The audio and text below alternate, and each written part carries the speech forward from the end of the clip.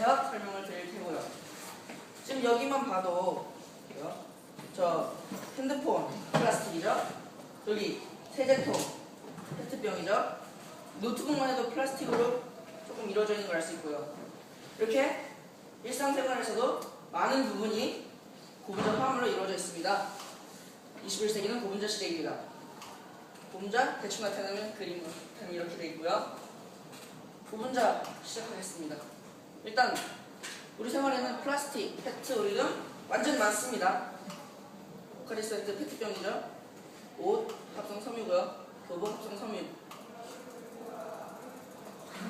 엄청 많습니다. 그리고 일단 그럼 고분자를 나일론 분자 모형으로 먼저 예를 들어보겠습니다. 분자가 굉장히 복잡하게 생겼습니다. 그리고 굉장히 분자량이 만에서 100만, 수백만까지 나가는, 한마디로 엄청 큽니다. 굉장히 무겁죠? 분자량이. 그렇기 때문에 결합력이 약해요. 그래서 고분자의 성질, 이 조그만 애가 단위체라고 합니다. 그래서 이 분자량이 적은 단위체가 곱하기 n개, 이 n개는 최소한 한 100개 정도로 되어 있고요. 그래서 그 곱하기 n개 해서 합치는 거를 중합이라고 합니다. 이 중합 과정을 통해서 이렇게 무거운 고분자가 형성이 됩니다. 그럼 이렇게 중합 과정을 통해서 나온 고분자는 굉장히 결합력이 약합니다. 그래서 두 번째 성질이 나오는데 단백질 분자 모형으로 예를 들어보면 이거를 가열을 합니다. 그럼 물 같은 경우에는 가열을 하면 100도씨 내외에서 끓게 되죠. 그러면서 증발을 하게 되는데 고분자 같은 경우에는 결합력이 약하기 때문에 끓기도 전에 이렇게 단위체로 분해가 되어버립니다. 그리고 성질 세 번째는 고분자는 분자가 무겁기 때문에 입자가 큽니다. 그래서 물 같은 용매에 녹기가 힘듭니다. 근데 만약 녹는다 하더라도 콜로이드 용액이 들어옵니다. 콜로이드 굉장히 단어가 낯섭니다. 하지만 가장 대표적인 예로 우리에게 익숙한 우유가 있습니다. 우유 같은 경우에는 용매에 단백질이나 어떤 지방 같은 것들이 고르게 녹아있는 그런 콜로이드 용액 상태를 말합니다. 콜로이드 용액의 한 대표적인 예입니다. 그래서 이거 확대시켜보면 이렇게 나오는데요. 먼저 콜로이드 용액 같은 경우에는 구성 입자가 1나노미터에서 1마이크로미터까지 갑니다. 1나노미터, 보충적으로 설명하자면 1나노미터 아래로 구성 입자 크기가 내려간다면 그건 균일 혼합물로서 용액이라고 하고요.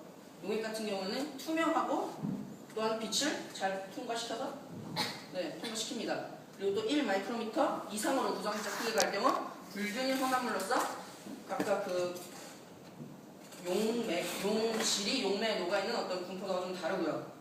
근데 콜로이드 같은 경우에는 구성입자가 이렇기 때문에 균일 혼합물과 불균일 혼합물 사이에 있다고 보면 됩니다. 그래서 용질이 용매에 녹아있는 어떤 분포도는 고르나 입자가 크기 때문에 빛을 산란시켜서 불투명한 성질을 띠고 있습니다.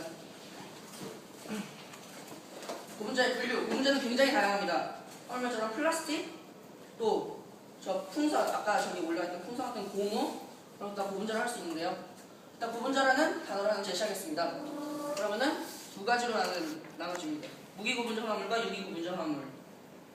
그리고 또 한 번 나눠보면 무기고분자 화합물에 천연고분자가 있고 유기고분자 화합물에는 천연고분자 합성고분자가 있습니다. 무기고분자도 합성고분자는 존재하는데 무기고분자라는 화합물이라는 것 범위 자체가 고분자라는 게 발전을 하면서 새로 생긴 어떤 범위이기 때문에 천연고분자가 일단 많기 때문에 이렇게 일단 천연고분자를 썼고요.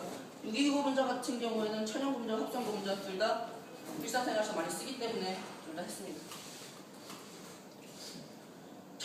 무기고분자 화합물에서 천연고분자의 경우에는 다이아몬드, 성면, 다이아몬드 고가의 보석으로 많이 사용되고 있고요. 성면 같은 경우에도 나중에 설명할 거지만 굉장히 많은 용도로 사용됩니다. 그리고 유기고분자 화합물의 천연고분자는 탄화수소, 탄수화물, 단백질. 각각 예를 들어보면 탄화수소 같은 경우는 저 C와 H로 되어 있는 어떤 화합물을 말하고요. 뭐 에탄, 메탄 그런 걸 들 수 있고요.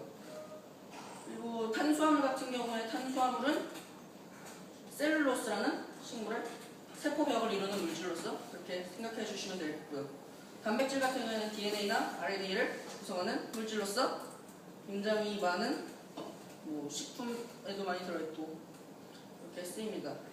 그리고 합성 고분자 같은 경우 합성수지, 합성섬유, 합성고무 굉장히 단어는 생소하지만 잘 생각해보면 합성수지 같은 경우는 플라스틱 페트 같은 어떤 단단한 물질을 나타내고요. 합성섬유 같은 경우는 여러분들 옷 속, 교복에도 섞여있는 이런 합성섬유, 폴리에스테르 같은 거가 이 합성섬유에 들어가고 합성고무, 말 그대로 고무입니다. 그래서 타이어를 만들 때 합성고무를 쓰기도 하고요. 아까처럼 풍선을 만들 때도 고무를 쓰기도 합니다.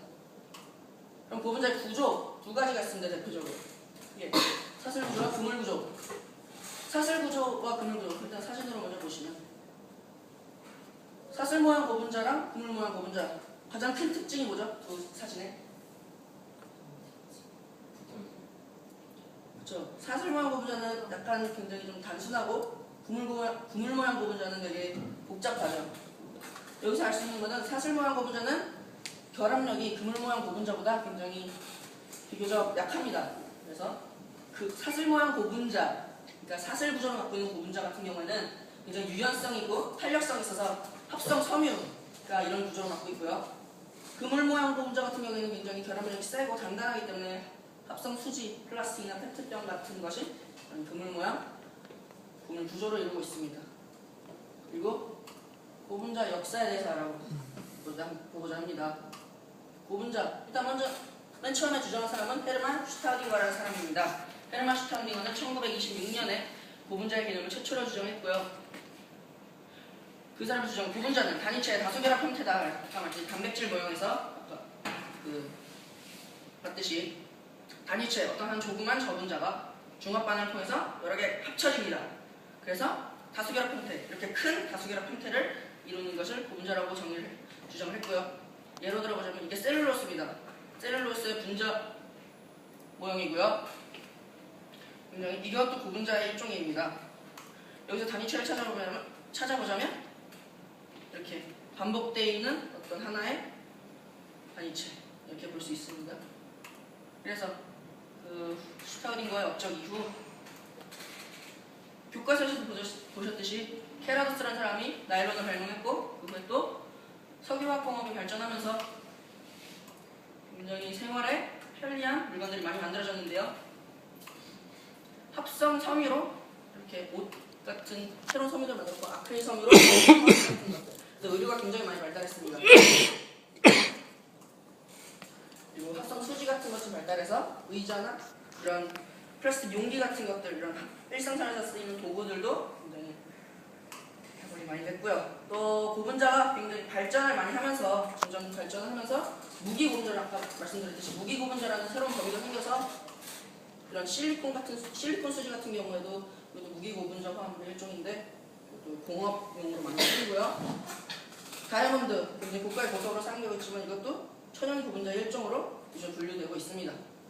그러면 이렇게 가장 많이 일상생활에 사용되는 고분자 어떻게 일상생활에서 세세하게 사용되고 있는지 그 쓰임에 대해서 박사님 양에게 설명해 드릴 것입니다.